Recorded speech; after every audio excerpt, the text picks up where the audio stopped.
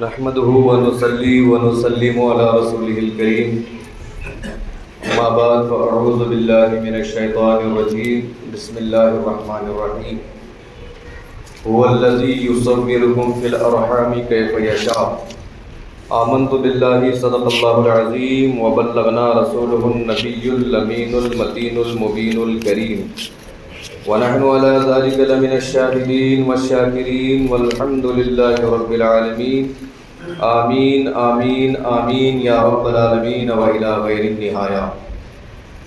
معزز سامعین کرام و برادران اسلام، آئیے خطبہ مسنہ کے بعد میں نے آپ کے سامنے کلام مجید کی جس آیت کریمہ کو پڑھنے کا شرف حاصل کیا، اس پر کچھ روشنی ڈالنے سے پہلے، اس کی روشنی میں کچھ بات کرنے سے پہلے، نبیوں کے نبی، اماموں کے امام، رسولوں کے رسول احمد مجتبیٰ محمد مصطفیٰ صلی اللہ تعالیٰ علیہ وسلم کی مقدس بارگاہ میں درود و سلام کا نذرانِ عقیدت پیش کریں۔ پڑھیے بآواز بلند، اللہم صلی علی سیدنا مولانا محمد معدن الجود والکرم وآلہ وبارک وسلم، صلو علیہ صلاۃ و سلام علیک یا رسول اللہ صلی اللہ تعالیٰ علیہ وسلم۔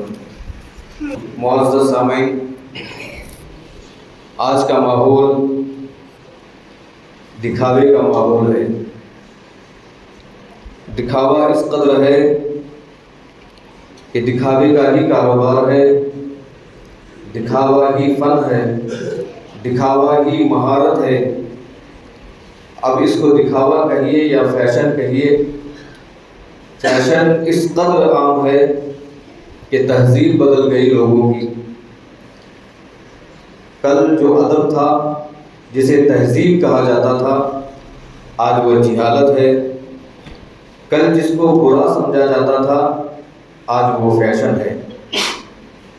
معزز سامعین کرام، یوں تو ہر کام میں فیشن عام ہے۔ آپ دیکھیں، دنیاوی کاموں کے علاوہ جو دینی کام ہیں ان کو ادا کرنے میں بھی فیشن نظر آتا ہے۔ آپ دیکھیں کہ امامہ میرے آقا علیہ الصلوۃ والسلام کی سنت ہے۔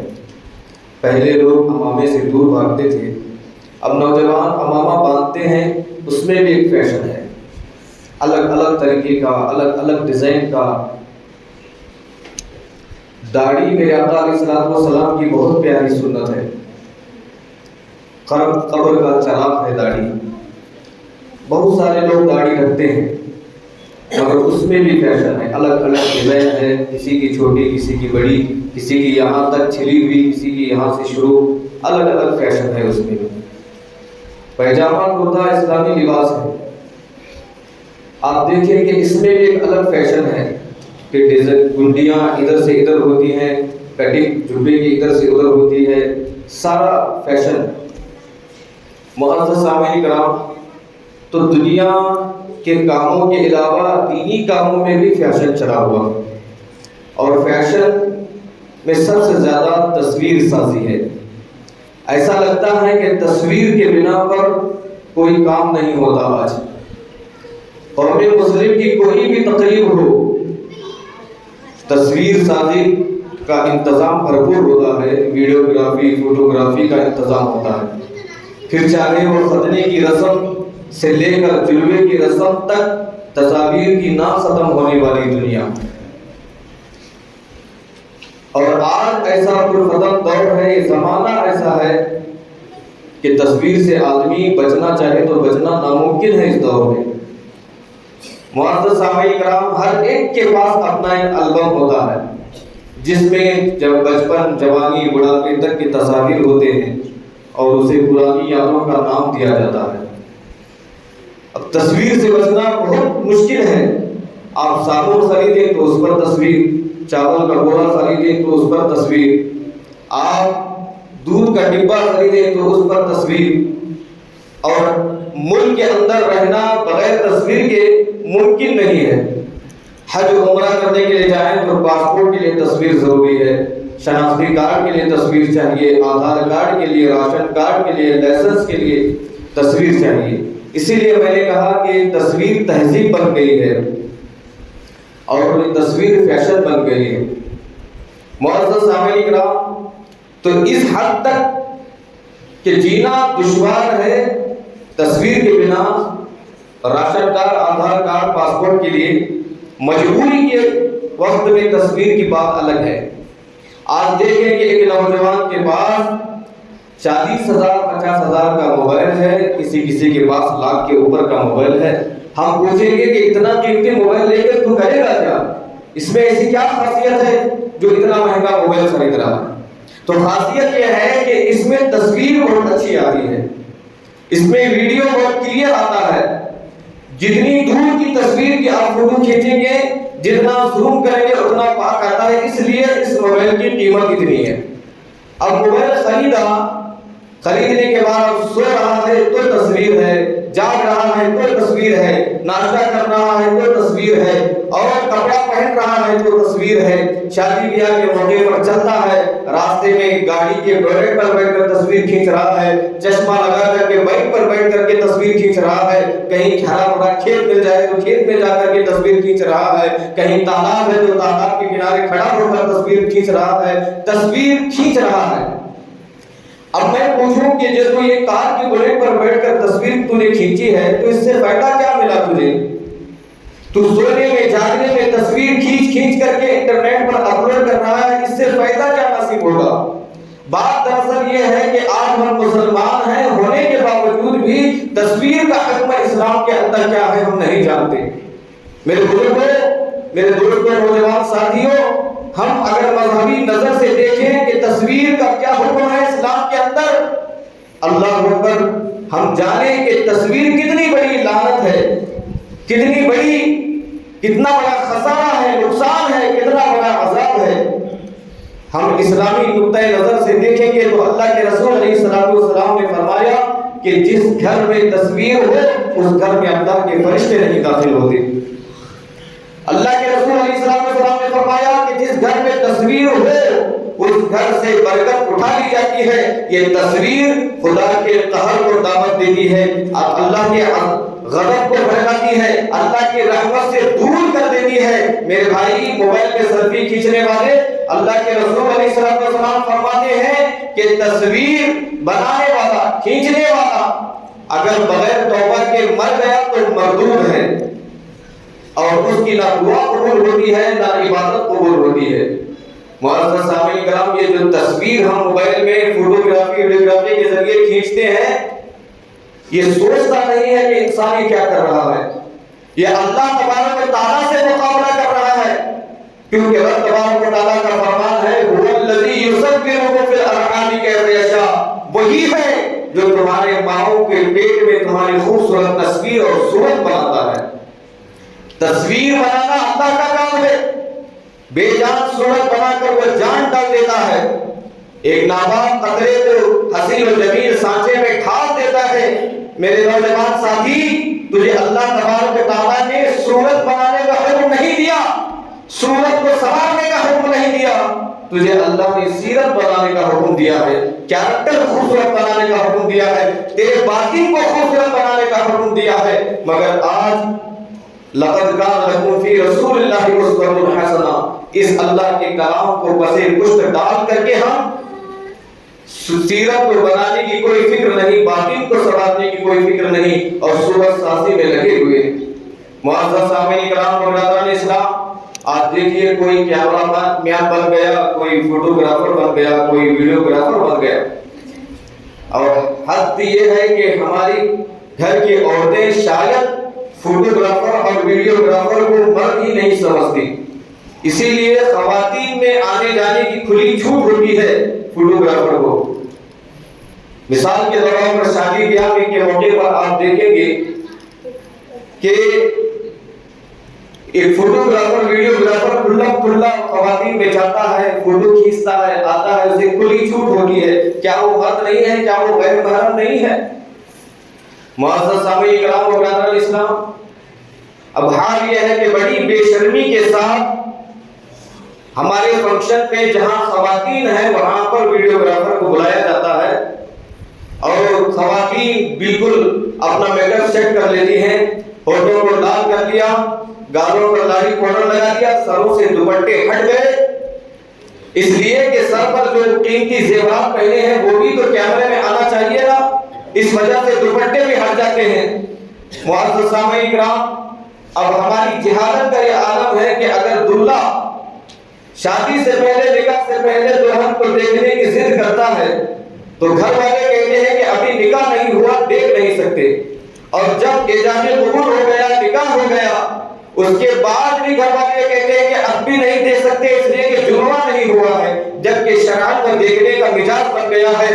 دلہا نکاح کے بعد دلہن کا مالک بن گیا ہے، شریعت اس کو اجازت دیتی ہے کہ وہ دیکھ سکتا ہے، مگر گھر والے اتنے جاہل ہیں کہ دلہے کو دیکھنے کو نہیں دیتے، مگر نوجوان فوٹوگرافر، ویڈیوگرافر کھلا جا کر کے پرظاہر طریقے سے دلہن کی فوٹو کھینچتا ہے، اور صرف کھینچتا نہیں ہے بلکہ الگ الگ پوز سکھاتا ہے دلہن کو کہ ہاتھ کا اشارہ اس طرح کر کے کھڑے ہو جائیں، کرسی پر پیر رکھ کر کھڑے ہو جائیں، ہاتھ ایسے اٹھا کر کھڑے ہو جائیں۔ اس طریقے سے ایک غیر محرم نوجوان فوٹوگرافر ہمارے گھر کی بیٹی، بہو، بہن کی تصویریں کھینچتا ہے، جبکہ شریعت اس دلہے کو اجازت دیتی ہے، دیکھ سکتا ہے کہ اب جب نکاح ہو گیا ہے، مگر جہالت یہ ہے کہ اس کو دیکھنے نہیں دیا جاتا، مگر غیر محرم فوٹوگرافر کو کھلا اس کی تصویریں کھینچنے کے لیے دی جاتی ہیں۔ وہ جو دلہن ہے وہ ہم میں سے کسی کی بہن ہے، وہ ہم میں سے کسی کی بیٹی ہے، اس کی عزت کی حفاظت اللہ نے ہمیں عطا فرمائی ہے، ہم خود کھڑے ہو کر اعلان کر رہے ہیں۔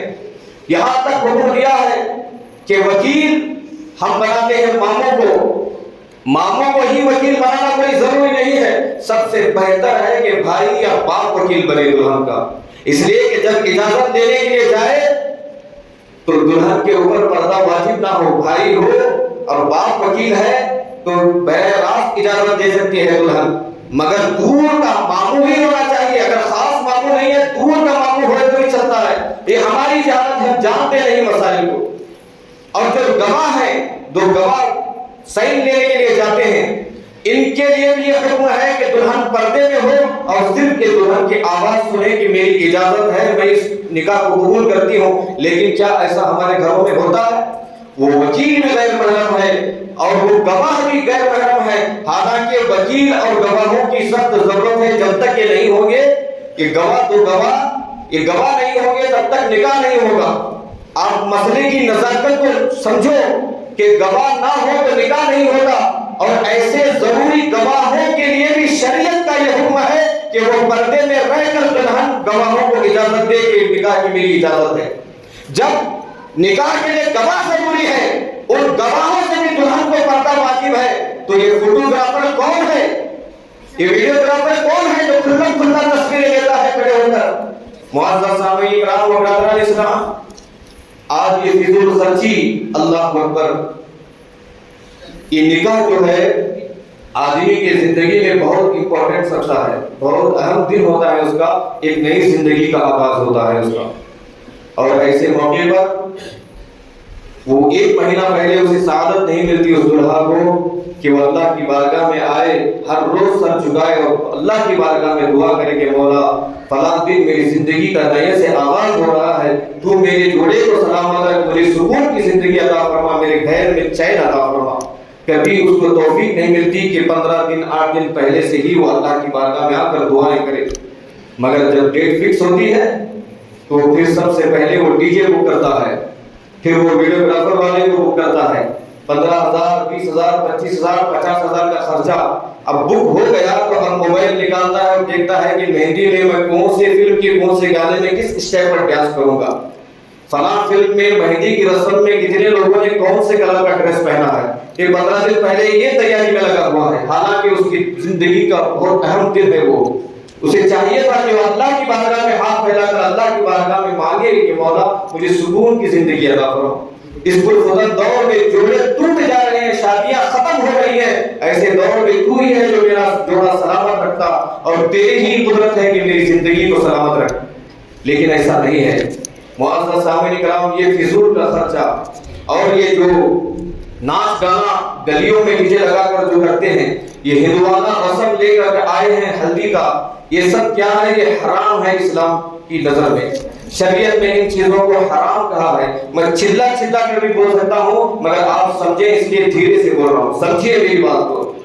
اور اس طرح کھلے عام ڈی جے لگا کر کے، ناچ گانا کر کے، آپ ہندوانہ رسم ادا کر کے یہ کام کریں گے تو شریعت اس کو کہتی ہے کہ یہ فاسق مولن ہے۔ اعلانیہ گناہ کرنے والا فاسق معلن ہوتا ہے۔ اب آپ دعوت دیتے ہیں کہ حضرت ہمارے بچے کی شادی ہے، تشریف لاؤ، اور ہمارا بھی دل چاہتا ہے کہ ہم آئیں، مگر شریعت روکتی ہے کہ فاسق کے معلن کے کسی بھی فنکشن میں ایک مقتدا جو امامت کرتا ہے لوگوں کی وہ جائے۔ حد تو یہ ہے کہ یہ تو اعمال کی خرابی ہے، عقیدے کی خرابی بھی آپ ہمارے فنکشنوں میں ظاہر ہوتی نظر آ رہی ہے کہ ہم بد مذہبوں کو بھی اپنے دعوت میں شرکت کی موقع دے رہے ہیں۔ اللہ اکبر۔ ہمارے بزرگان دین کا ایک قول ہے، حضرت فضیل بن عیاض فرماتے ہیں کہ محبت میں آ کر کے کسی بد مذہب کو اپنے گھر میں بلا کر دعوت دے کر کھانا کھلایا، اللہ تبارک و تعالیٰ اس شخص کے تمام اعمال کو ضائع کر دے گا، تباہ کر دے گا۔ اس کے بعد بھی 2 لائن ہیں، میں بھول گیا وہ لائن۔ معزز سامعین کرام، فتویٰ یہ ہے کہ اگر کوئی شخص اس طرح بد مذہبوں کو دعوت دے کر بلائے تو شریعت یہ کہتی ہے کہ وہ بلانے والا انسان اعلانیہ توبہ کرے، اور ایسے ہی چونکہ توبہ نہیں چلے گی، اعلانیہ توبہ کرنے کا حکم دیا گیا۔ اور اس علاقے میں جو امام ہے وہ امام اگر یہ ساری چیزوں کو دیکھ کر خاموش رہتا ہے تو شریعت اس پر بھی یہ فتویٰ دیتی ہے کہ وہ امام بھی سب کے سامنے توبہ کرے کہ اس کا حق تھا کہ غلطی کو روکے، اور روکا نہیں۔ معزز سامعین کرام و برادران اسلام، اس طریقے سے آج ہمارا ماحول یہ ہو گیا کہ اعمال کی خرابی اور عقیدے بھی کھوکھلے نظر آتے ہیں۔ جب یہ ساری باتیں ہم اپنے جماعت سے کرتے ہیں تو جماعت والے ہم سے کہتے ہیں کہ ہم تو بس اب راضی نامہ دیں گے حضرت، اس لیے کہ ہماری بات مان ہی نہیں رہے ہیں کوئی بھی، وہ بھی عاجز آ گئے ہیں۔ ان کا کہنا ہے کہ ہم کسی بات کو کہتے ہیں تو لوگ پبلک ہمارا سپورٹ نہیں کرتی۔ تو اس حساب سے ہم دیکھیں گے آنے والے دنوں کے اندر اللہ اکبر یہ ہمارے گاؤں کا کایا پلٹ دے گا۔ پھر سنیت کس چیز کا نام ہے معلوم نہیں ہوگا۔ معزز سامعین کرام، اور مسلمان ہونے کے ناطے آپ دیکھیے کہ حال ہمارا یہ ہو گیا ہے کہ اللہ کے رسول نے فرمایا بعثت معلما، اللہ تبارک و تعالیٰ نے مجھے سکھانے والا بنا کر پیدا فرمایا۔ وہ آئے اور سکھایا، ہر چیز سکھایا اللہ کے رسول علیہ السلام نے، کھانے پینے دھونے ساری چیزوں کے بارے میں اللہ نے جو ان کو عطا کیا وہ سکھا کر گئے، وہ معلم بن کر آئے تھے۔ معزز سامعین کرام، لیکن آج ہمارا استاد اللہ کے رسول نہیں ہے بلکہ ہمارے استاد ٹیلی ویژن ہے، موبائل ہے۔ آج ہم فلموں میں جس طریقے کی شادی دیکھتے ہیں اس طریقے کی شادی کرنے کی کوششیں کرتے ہیں۔ معزز سامعین کرام، اگر موبائل کے اندر فلم میں فوٹوگرافی چل رہی ہے تو اسی طریقے کی، اسی نقشے کا اسٹیج چاہیے اور اسی طرح کی بےہودہ پن اسٹیج پر چاہیے۔ اللہ اکبر۔ یہ ساری چیزیں کرنے والے جو ناچے، جو گائے، جو ہندوانہ رسم کو اپنا کر شادی کر چکے اور اس سے کئی سال پہلے بھی یہ چیزیں کر کے اپنا کام مکمل کر چکے، آپ ذرا ٹھنڈے دل سے سوچیں کہ وہ دن، وہ رات جس دن آپ ناچ رہے تھے وہ گزر گئی، وہ 25-30 ہزار روپے آپ کے ختم ہو گئے، وہ رات بھی گئی، وہ مزہ بھی گیا، وہ پیسے بھی گئے، مگر قیامت تک یہ فرشتے جو کاندھے پر بیٹھ کر لکھ رہے ہیں وہ باقی ہے، قیامت تک باقی رہے گا کہ فلاں انسان اس طرح ناچا تھا، وہ نہیں مٹنے والا۔ یہ گناہ کا لذت مٹ جائے گی، وقت مٹ جائے گا، مگر جو گناہ کیے ہیں وہ ہمارے دفتر سے کبھی نہیں مٹنے والا۔ یہ سب کچھ لکھا جا رہا ہے۔ معزز سامعین کرام و برادران اسلام، آئیے ذرا اسلامی نقطۂ نظر سے دیکھیں کہ ہماری شریعت میں یہ بیہودہ جو ویڈیوگرافی ہے، یہ فوٹوگرافی ہے، اس شریعت اس کے بارے میں کیا کہتی ہے۔ اللہ اکبر۔ حضرت میمونہ رضی اللہ تعالیٰ عنہا فرماتی ہیں کہ ایک مرتبہ حضرت جبریل علیہ السلام نے اللہ کے رسول علیہ السلام سے وعدہ کیا کہ یا رسول اللہ فلاں دن میں آپ کو ملنے آؤں گا۔ وہ وقت آیا، سرکار انتظار کر رہے ہیں، حضور کے ہاتھ میں چھوٹی سی لکڑی ہے، وقت کافی گزر گیا، حضرت جبریل نہیں آئے۔ حضور علیہ السلام نے وہ لکڑی کو پھینک دیا، پھینک کر کے کہا کہ اللہ رسول وعدہ خلافی نہیں کرتے۔ حضور علیہ السلام نے اپنا اطراف اپنا نظر دوڑائی تو دیکھا کہ قریب ایک کتا بیٹھا ہوا ہے۔ حضور علیہ السلام نے حضرت میمونہ رضی اللہ عنہا سے پوچھا کہ کتا کب سے یہاں ہے؟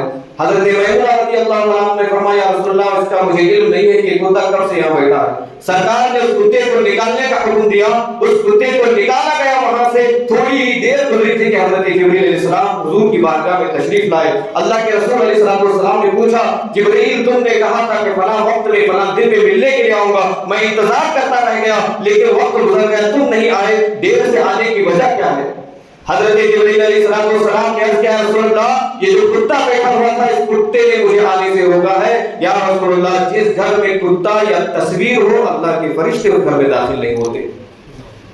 معزز سامعین کرام آپ دیکھیے یہ اعمال بد اعمال کر کے دوسرے دن جو عظیم الشان دن ہے آپ کا, آپ کے بچے کا, آپ کی اولاد کا, اس وقت میں جب شریعت ان کاموں کی وجہ سے, تصاویر کی وجہ سے, بدعقیدگی کی وجہ سے ایک امام کو اس فنکشن میں جانے سے روکتی ہے شریعت, تو پھر اللہ کی رحمت کہاں سے اس میں برسے گی؟ لعنت ہی لعنت برسے گی. جب گناہ کبیرہ کے ساتھ ایک کام سر انجام ہوگا, جب امام نہیں جا سکتا ایسے محافل میں, اللہ کے فرشتے کیسے داخل ہوں گے؟ معزز سامعین کرام و برادران اسلام, ایک روایت میں ہے کہ حضرت علی کرم اللہ الکریم نے حضرت حیان رضی اللہ عنہ سے فرمایا کیا میں تمہیں اس کام کے لیے نہ بھیجوں جس کام کے لیے اللہ کے رسول نے مجھے بھیجا تھا؟ وہ کام یہ ہے کہ ساری تصویروں کو مٹا دو. اللہ کے رسول علیہ السلام نے سارے تصویروں کو مٹانے کا حکم دیا. آپ جانتے ہیں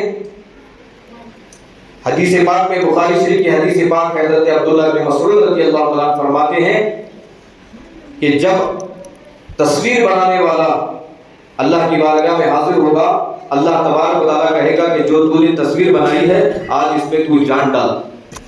جب تک اس تصویر میں جان نہیں ڈالے گا تب تک عذاب ہوتا رہے گا.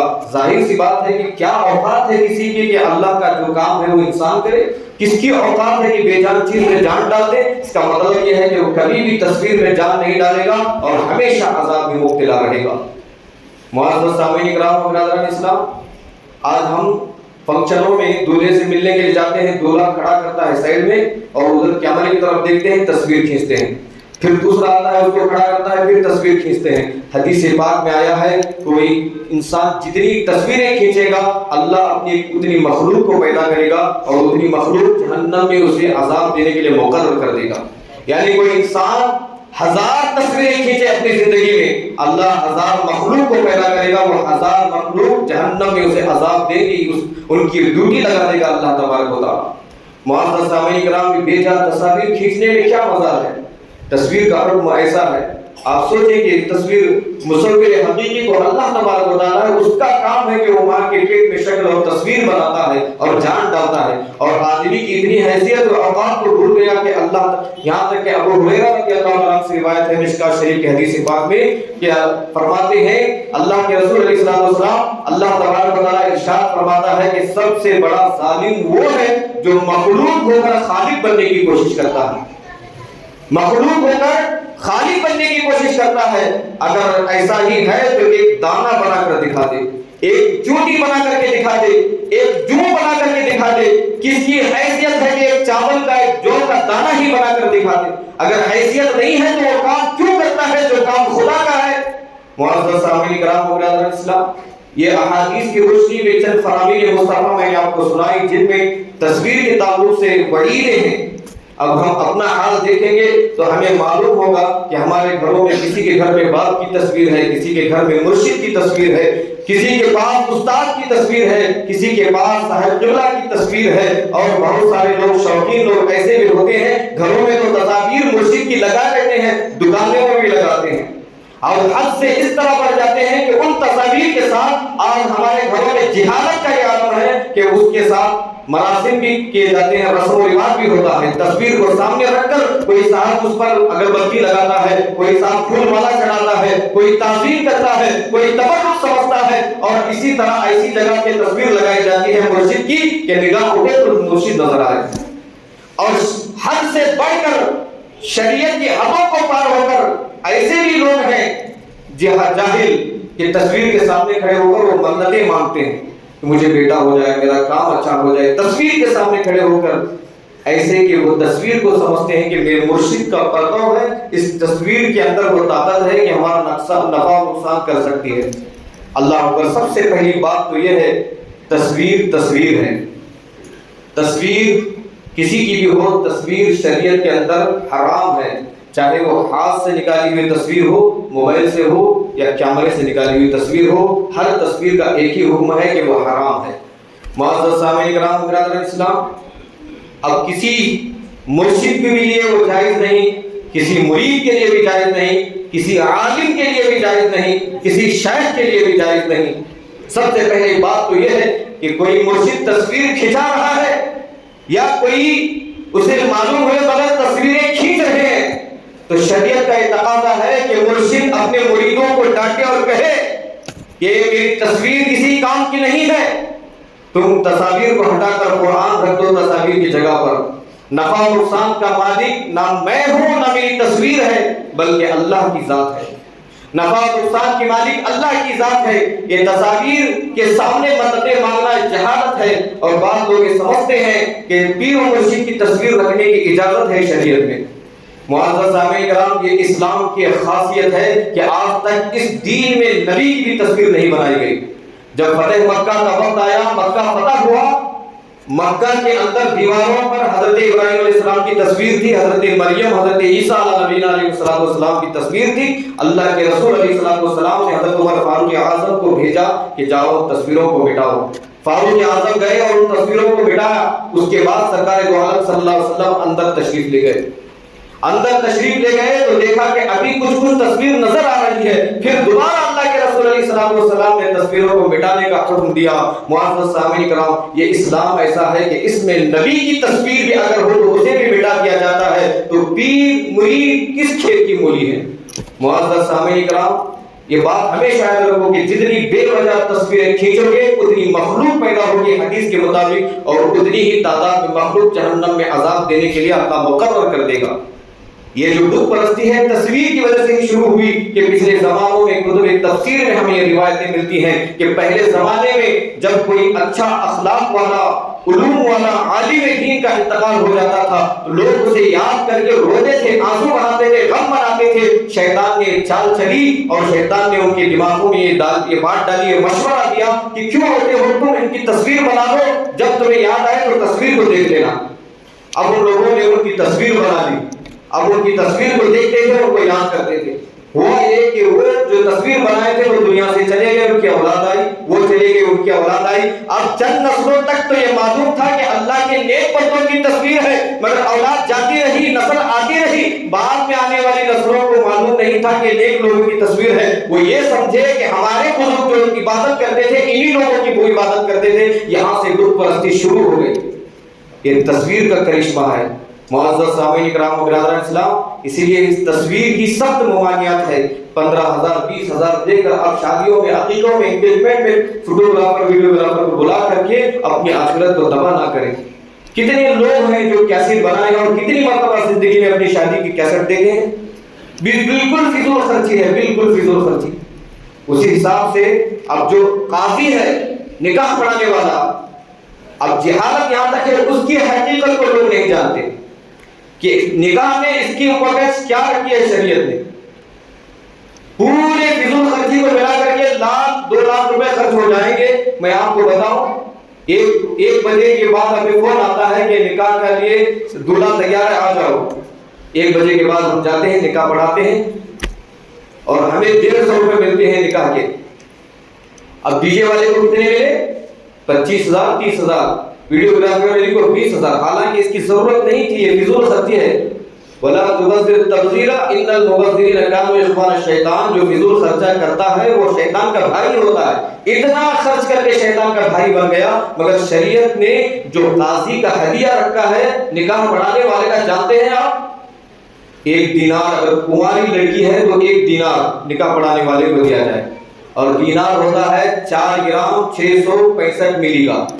اس حساب سے دیکھیں تو شیروانی کیا چٹی بنیاد بھول جائیں گے؟ 50,000 کے اوپر ہوتا ہے آج کے دور میں۔ 4 گرام 665 ملی اس کا ہدیہ نکاح پڑھانے والے کو، اور اگر عورت بیوہ ہے، اس کی دوسری شادی ہے تو آدھا دینار، یعنی 25,000 سے اوپر پڑھانے والے کا ہدیہ شریعت نے مقرر کر دیا ہے۔ ہم مانگتے نہیں ہیں، یہ کرم ہے دلہا دلہن کے گھر والوں پر، قاضی کا، امام کا، کہ وہ پیسہ مانگتا نہیں ہے۔ ایک کام اچھا ہو جانے کو ہمیں پیسے کی کوئی ضرورت نہیں ہے، مگر یہ قوم ناجائز و حرام کام میں اٹھا رہی ہے، اور شریعت نے یہ مسئلہ جو بتایا کسی کو خبر نہیں ہے۔ جانیے شادی کے مسائل، جانیے شادی کے سنت طریقہ، جانیے جن چیزوں میں حرمت ہے، اللہ نے حرام کر دی ہے، اس میں کبھی برکت نہیں ہے۔ اللہ تبارک و تعالیٰ کی بارگاہ میں دعا ہے کہ پروردگار عالم ہم سب کو شریعت کا علم سیکھنے، سمجھنے، عمل کرنے کی توفیق عطا فرمائے۔ جس کی سمجھ میں آئے وہ پائے روشنی، ہم نے تو دل جلا کر سر راہ رکھ دیا۔ اللہ کی